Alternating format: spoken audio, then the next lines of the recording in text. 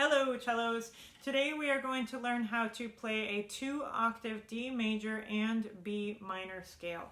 So let's start with the D major. You may have already learned both octaves of the scale. You can play 2 octaves in first position. So let's go over the fingering for that. We're starting with the low D on the C string, and we're going to do the extended 1, 2, 4 finger pattern on the C string and the G string.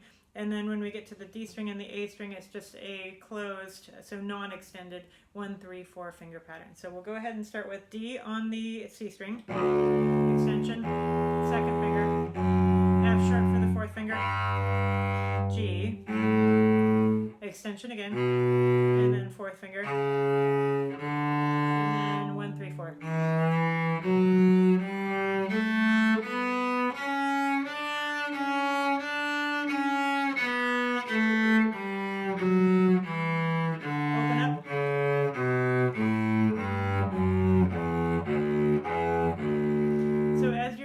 Extended finger patterns, please make sure that your thumb stays behind the second finger. That is important, that it doesn't stay back with the first finger. And so the thumb moves up with the hand. It's really like a half step shift for your hand. You're just leaving the one finger behind. So don't think of it as a stretch with the fourth finger. Your fourth finger is not long enough to stretch that far. It's just moving the whole hand up a half a step and then leaving the first finger behind to stretch back for that regular first finger note. Okay, if you would like to try the higher octave of the D major scale, that would go like this. Go ahead and start on the open D.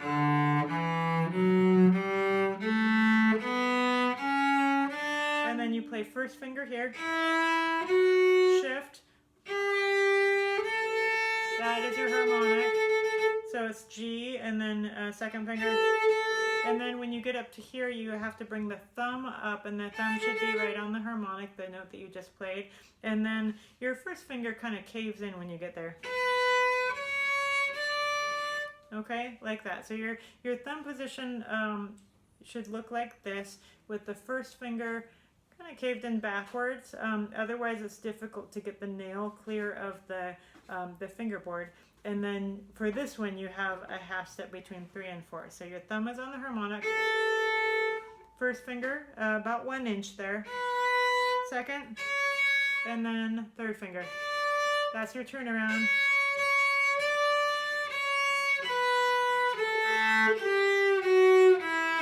Now you have 2 options here. You could go shift back like you did going up, and then, or because your thumb is on the harmonic, you could just let the thumb play that note as a harmonic.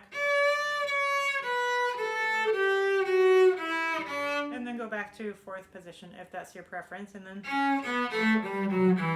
so that's just a more challenging version. If you're ready for thumb position, you could try the upper couple octaves. The D major scale is probably one of the most accessible 3-octave scales. So if you're ready for that range, I would encourage you to work on the high octave and choose which of those descending fingerings works best for you.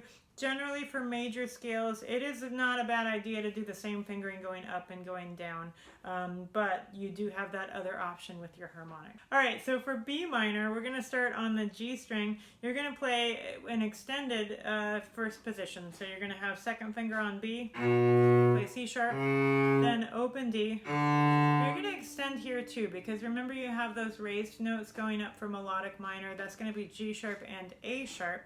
So you're going to play that with an extension. And then you'll go back to half position on the A string. From there you go fourth finger on C sharp. Then half step higher is D natural. You're going to shift to first finger. Go ahead and extend a whole step to second finger. Fourth finger. Then you're going to G sharp, first finger. Whole step. That's A sharp and then B. Turnaround is A sharp. Play up here. B. A natural is the harmonic. You don't necessarily play the harmonic, but you can check it.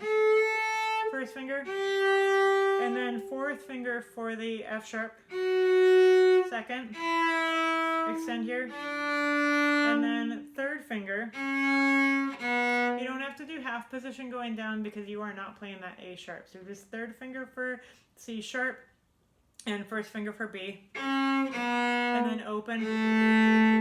Fourth finger, no extension anymore because you don't have the G sharp, and then third finger, and then you can do. Now, just a couple of variations, possible variations on the fingering. Now, number one, you could use open D. You always do have D natural and B minor. So the fingering in the book has you start with second position. You could also do open, both ascending and descending. So that is one possible variation on the fingering.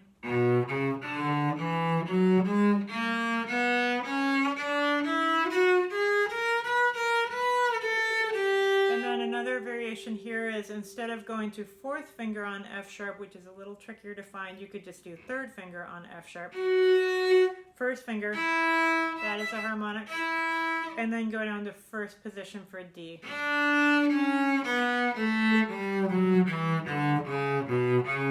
So you choose which of those fingerings you're most comfortable with. Either one is acceptable, but you should be consistent in how you are fingering the scale. So decide which one you like the best and then stick with that. Let's go ahead and go through the scale a little bit slowly without the beat, just to kind of refresh your memory of the fingering. And I'm going to go ahead and go with the second variations that I just showed you this time through. So we go B, C sharp, D natural. That's an extension. Shift here, extend there, and then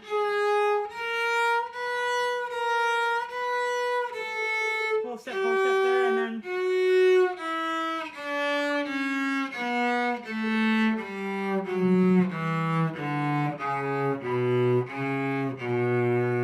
let's go ahead and try it with a beat.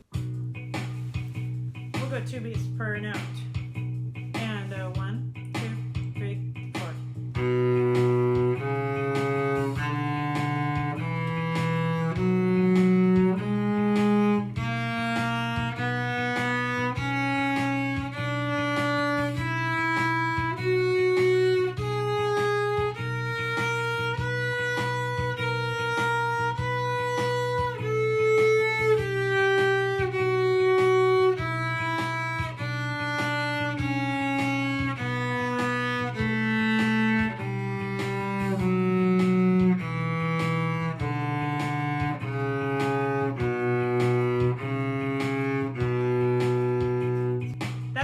Suggested variations. Now I'll do it with the fingering as shown in the book. 2, 3, 4.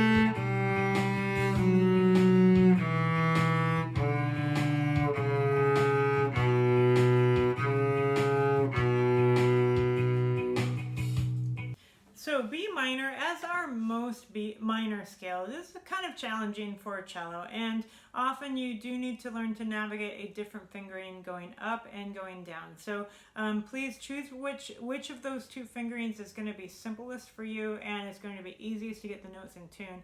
And as always, practice your minor scales slowly to get the notes in tune, maybe tune with a tuner. And don't be worried too much about trying to speed it up at this point. Eventually you will want to do that, but for now we're just really focusing on trying to get the notes in tune. So good luck with B minor and D major.